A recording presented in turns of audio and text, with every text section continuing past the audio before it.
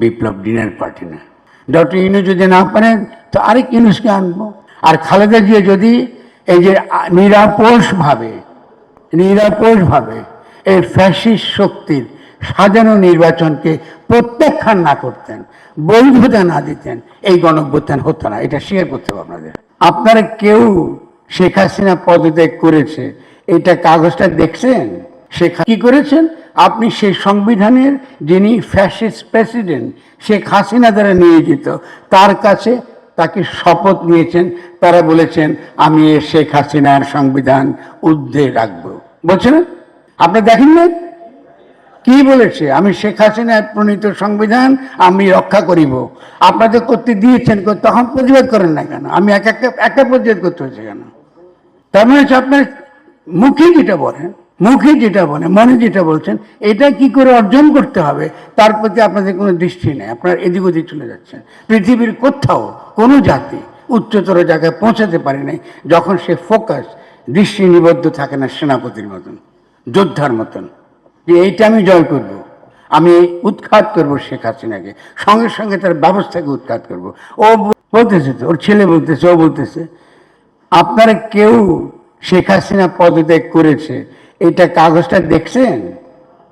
তো দাবি করছে না কেন? চুপুকে দেখাও মিয়া, বসে আছে কেন ক্ষমতা? কাগজটা দেখাও, দেখি সে কোথায় পদত্যাগ করেছে।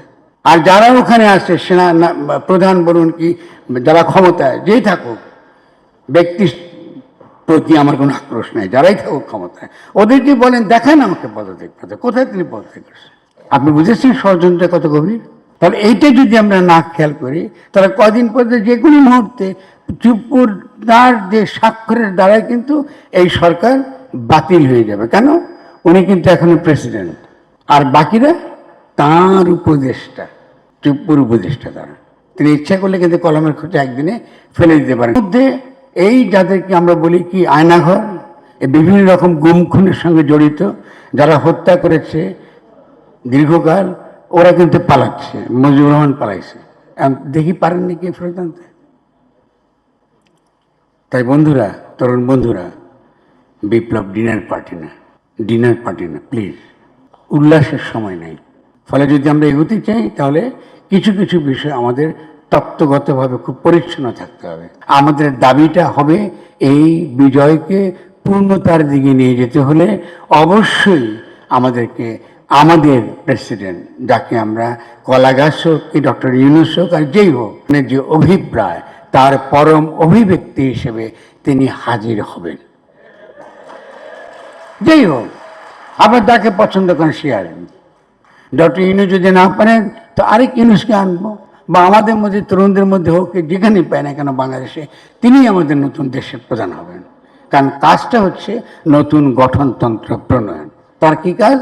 একটাই কাজ, প্রধান কাজ, যে বাংলাদেশের জন্য একটা নতুন গঠনতান্ত্রিক প্রক্রিয়া তিনি শুরু করবেন, যেখানে জনগণ অংশগ্রহণ করবে এবং জনগণের অংশগ্রহণের ভিত্তিতে আমরা একটা নতুন গঠনতন্ত্র প্রণয়ন করব।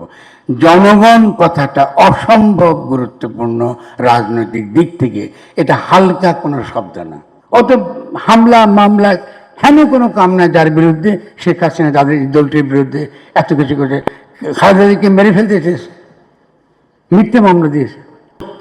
সাজানো নির্বাচনকে প্রত্যাখ্যান না করতেন, বৈধতা না দিতেন, এই গণঅভ্যুত্থান হতো না। এটা শেয়ার করতে হবে আপনাদের। একটা মনে দীর্ঘ লড়াই করলো নিজের মতন করে। তার দলের মধ্যে কিন্তু ভালো লোক নাই, কারো কথা তিনি শুনেন নাই। তিনি অসুস্থ অবস্থায় এই দীর্ঘ লড়াই করে গেছেন। কেন?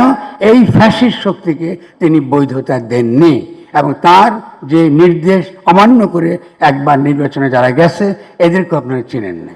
কিন্তু আমার